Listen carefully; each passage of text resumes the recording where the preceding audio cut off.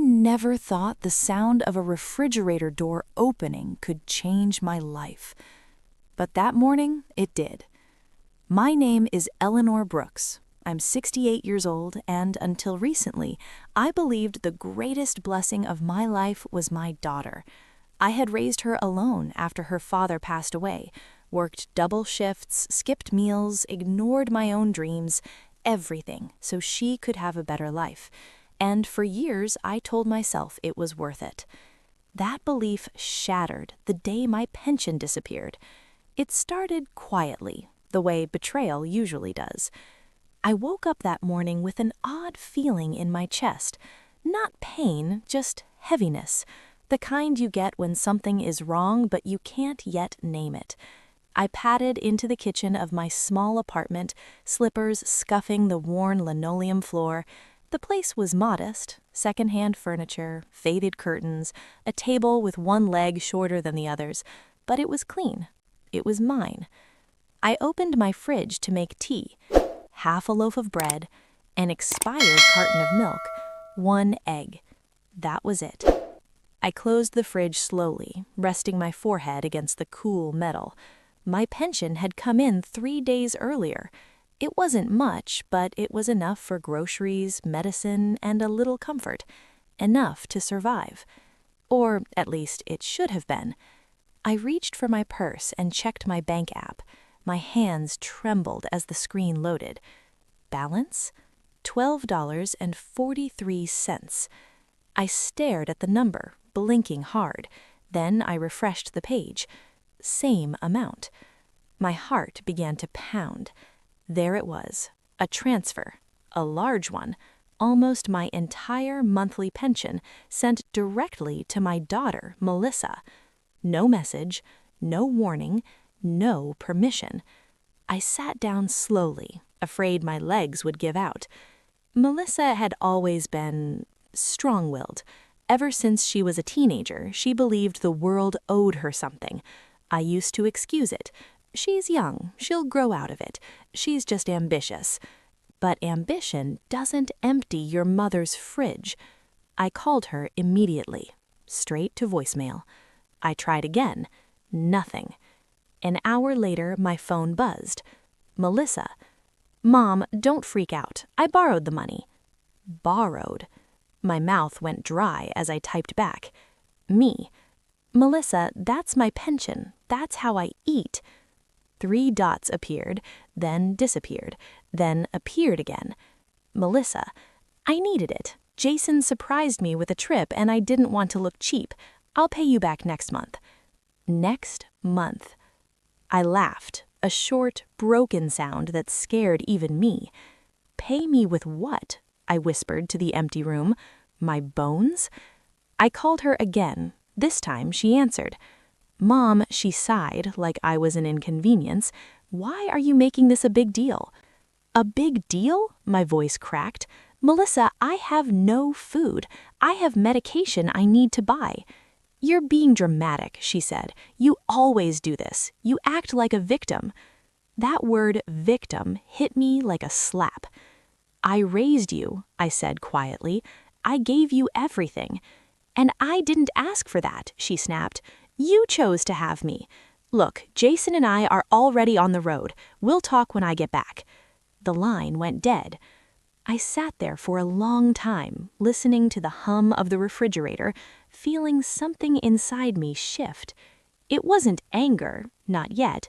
It was clarity. For the first time, I saw my daughter not as the little girl with scraped knees, but as the woman she had become, and I understood something painful and freeing all at once.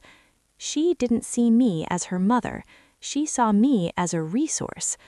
That afternoon, hunger gnawed at me. My hands shook as I made soup from a single bouillon cube and hot water.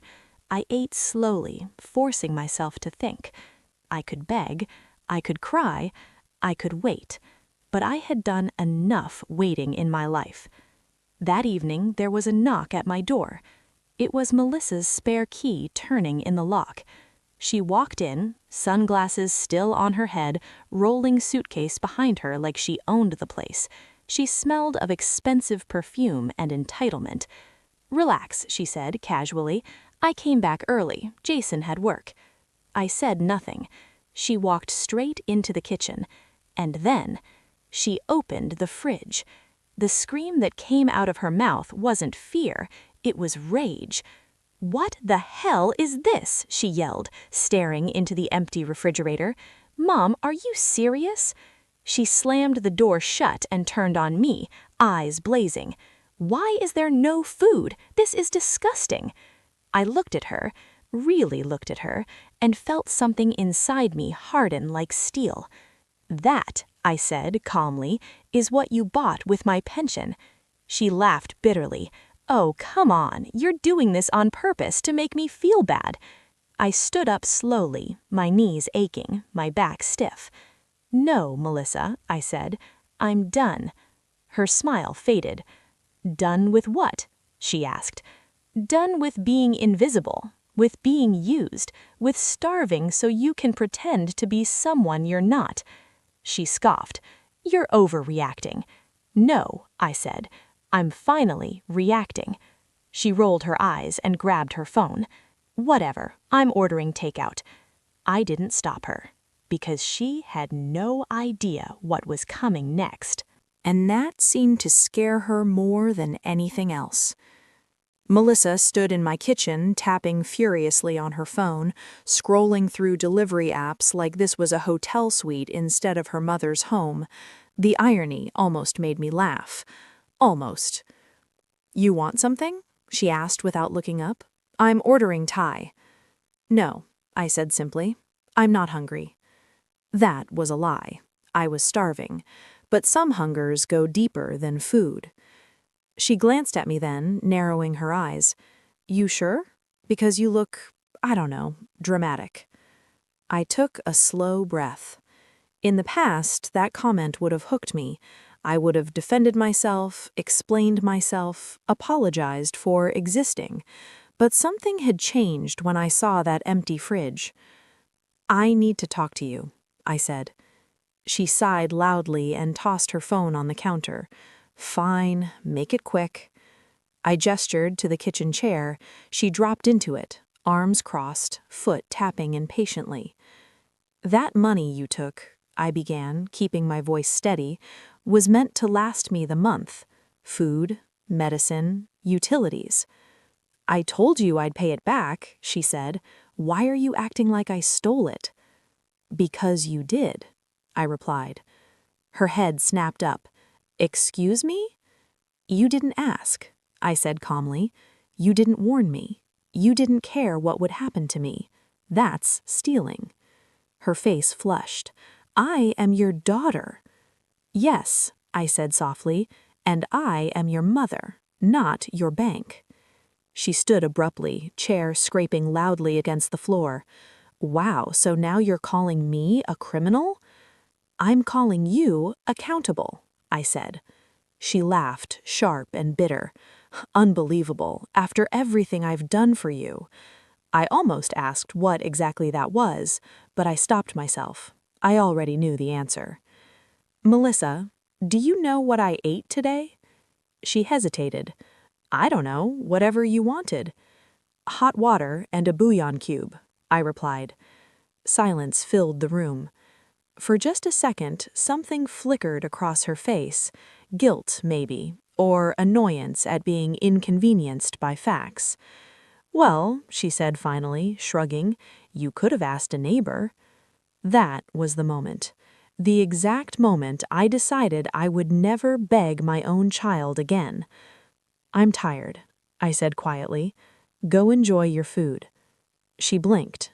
"That's it?" "Yes." She stared at me, waiting for tears, for accusations, for drama. When none came, she grabbed her phone again. "Whatever. Don't start acting all cold now. It's creepy." The delivery arrived 20 minutes later. The smell of spices filled the apartment, making my stomach twist painfully. She ate at the table, slurping noodles loudly, scrolling through photos from her trip. Beaches, cocktails, hotel mirrors. She didn't offer me a bite. After she finished, she dumped the containers in the trash and glanced at the clock. "I'm heading out. I've got stuff to do." "Melissa," I called. She paused at the door. "I want my pension money back, this week."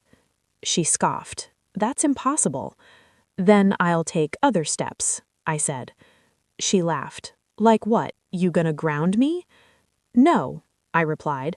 "I'm going to protect myself." Her face faded just slightly. "You wouldn't." "I already am," I said. She shook her head, amused. "You're being ridiculous." And then she left. The apartment felt unbearably quiet. That night, I didn't sleep.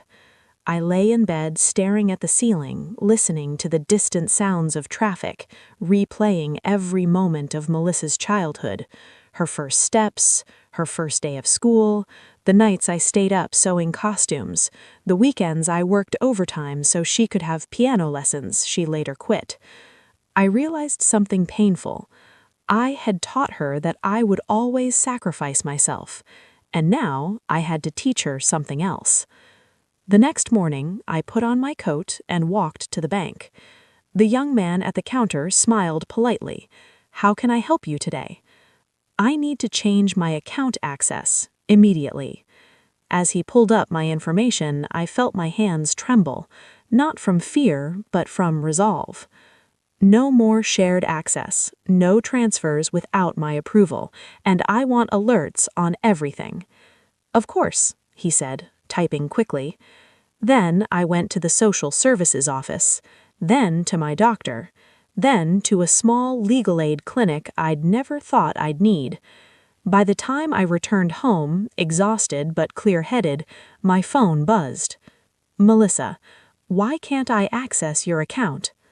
I stared at the message for a long moment. Then I typed back, "Because it's mine."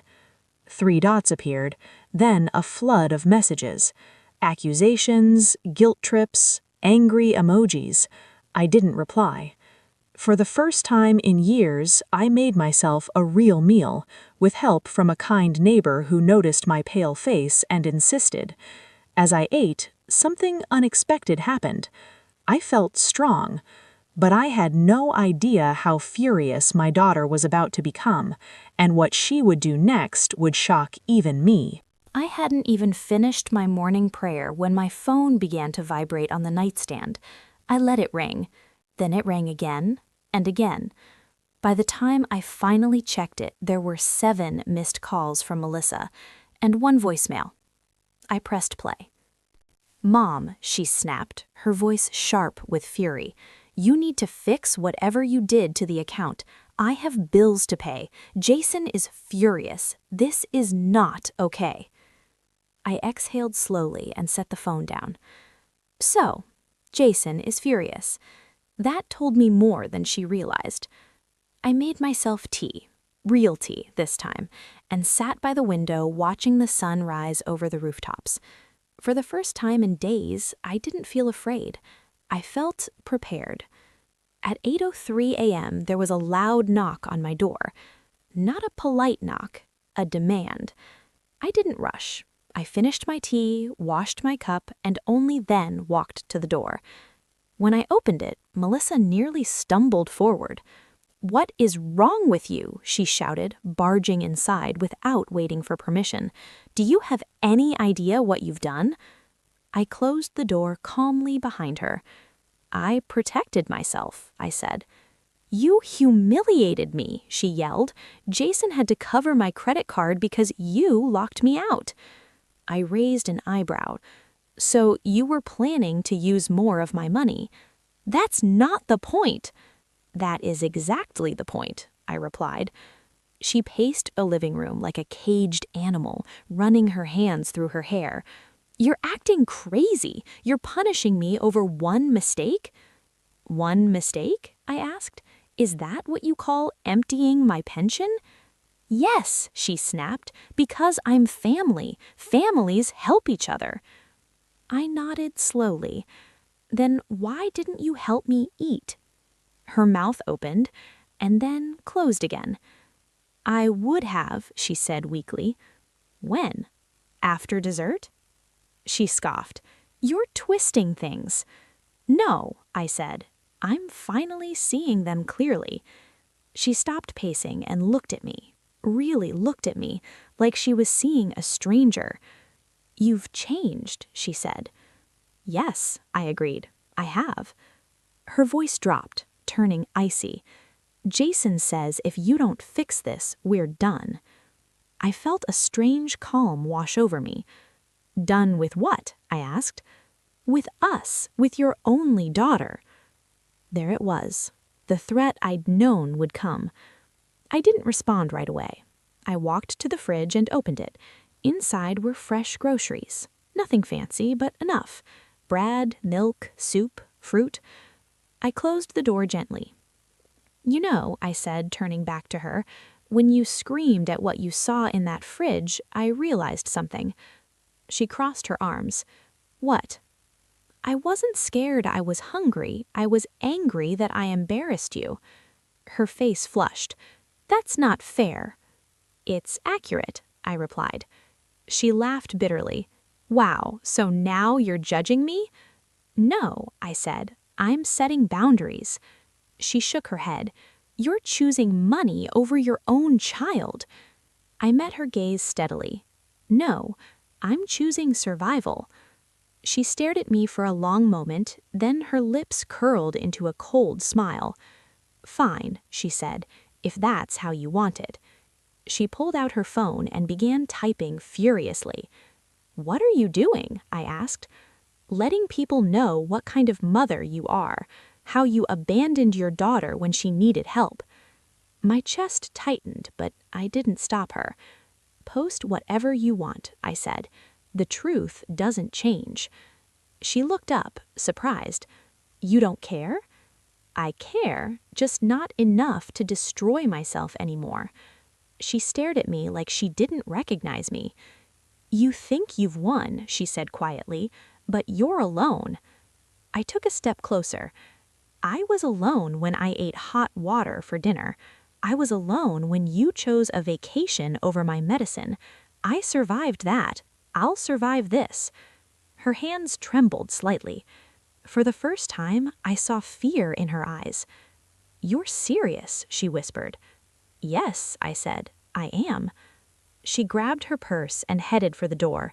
This isn't over, she said. I know, I replied. When she left, my phone buzzed almost immediately. Messages from relatives, old friends, distant cousins. Is it true you refused to help Melissa? She says you're being cruel. Why are you doing this to her? I closed my eyes. The storm had begun. But what Melissa didn't know, what she couldn't imagine, was that I had proof, and when the truth came out, it would change everything. I sat at my small kitchen table, phone in hand, heart steady. For years I had stayed silent to keep the peace. That silence had nearly starved me. Not anymore. I wrote carefully, calmly, no insults, no drama. I love my daughter, but my monthly pension was taken without my permission, leaving me without food or medication. I have secured my finances to protect myself. I hope one day she understands why. I posted it. Then I set the phone down. Within minutes, the responses started rolling in. Not the ones Melissa expected. A former coworker commented first. Eleanor, are you okay? Why would anyone take your pension? Then a neighbor. I saw you looking unwell last week. Please tell me if you need anything. Then my sister, who hadn't spoken to me in years. Melissa said you refused to help her. She didn't say she took your entire pension. I felt a tight knot in my chest loosen. Melissa, however, did not stay quiet. She posted photos from her trip, smiling selfies, cocktails, beach sunsets, captioned with, "Hard times don't stop just because your own mother turns her back on you." The comments were brutal. Wait, didn't you just get back from vacation? If your mom has no food, why are you traveling? That doesn't look like hard times." Her story began to crack. That afternoon, my phone rang. It was Jason. I had met him only a handful of times, a man who smiled too much and listened too little. "Eleanor," he said stiffly, "Melissa is very upset." "I imagine she is," I replied. "She says you're trying to ruin her reputation." "No," I said, "I'm telling the truth." There was a pause. "She told me the money was extra," he said slowly, "that you didn't need it." I closed my eyes. "It was my only income," I said, "and my fridge was empty." Another pause, longer this time. "She screamed when she saw that fridge, not because I was hungry, but because it made her look bad." Jason exhaled sharply. "She didn't tell me that." "I'm sure," I replied. That evening, two things happened. First, my doctor called. He had been notified by the pharmacy that my medication refill was delayed. "Eleanor," he said gently, "are you safe?" "Yes, I am now," I said. Second, a legal aid volunteer returned my call. "You have clear financial abuse," she said, "especially given your age and dependency on that income." The word echoed in my head. Abuse. I had never thought of myself that way. But as she explained my rights about unauthorized transfers, elder protection laws, safeguards, I felt something unfamiliar settle in my chest. Validation. The next morning, Melissa showed up again. This time, she didn't knock. She slammed the door open, eyes red, phone clutched tightly in her hand. "Delete it," she demanded. "Delete everything." "No," I said calmly. "You're destroying my life," she screamed. "Jason's parents saw it. My friends are asking questions." I looked at her, really looked. For the first time, she looked small. "You did this," I said, gently. "Not me." She shook her head wildly. "I just borrowed money. Parents help their kids." "Parents don't starve so their children can take selfies on beaches," I replied. Her voice broke. "You're choosing strangers over me." "No," I said, "I'm choosing truth over lies." She sank onto the couch, suddenly exhausted. "I didn't think it was that bad," she whispered. "That," I said softly, "is the problem." Silence filled the room. Finally, she asked, "What do you want?" I took a deep breath. "My money returned. A written agreement that you will never access my finances again, and distance until you learn what respect means." Her head snapped up. "You're cutting me off?"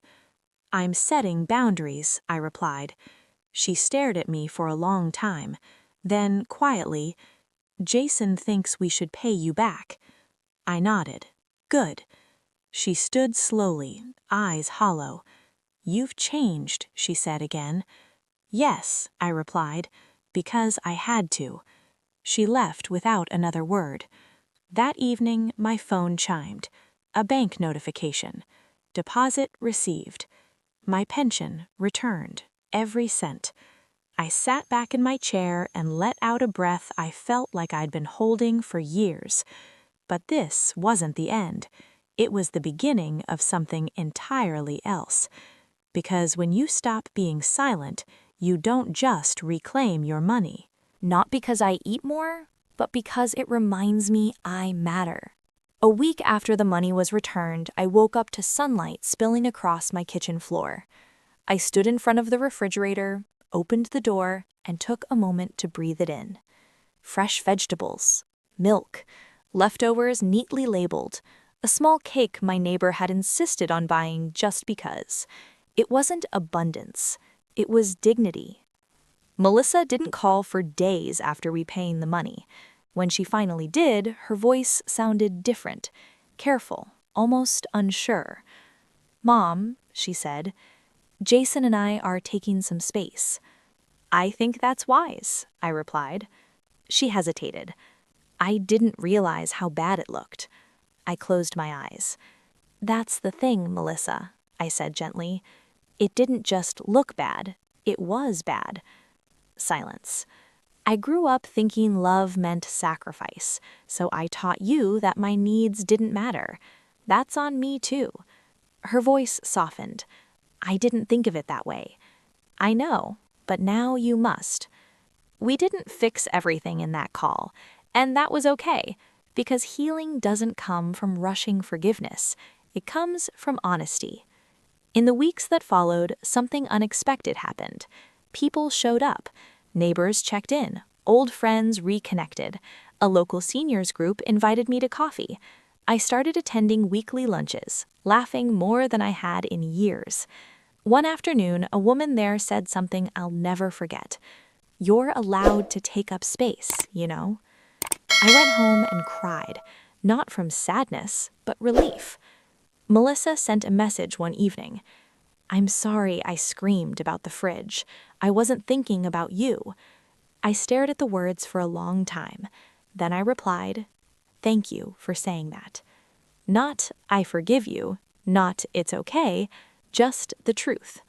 Months later, we met for lunch, neutral ground, public space, boundaries intact. She looked at me differently, less entitled, more cautious, and for the first time she asked, are you doing okay, Mom? I nodded. I am. And I meant it. Here's what I learned, and what I hope anyone listening takes to heart. Love does not mean self-erasure. Family does not mean unlimited access to your life. And boundaries are not cruelty. They are clarity. If someone screams at an empty fridge instead of worrying about why it's empty, that tells you everything you need to know. I didn't lose a daughter.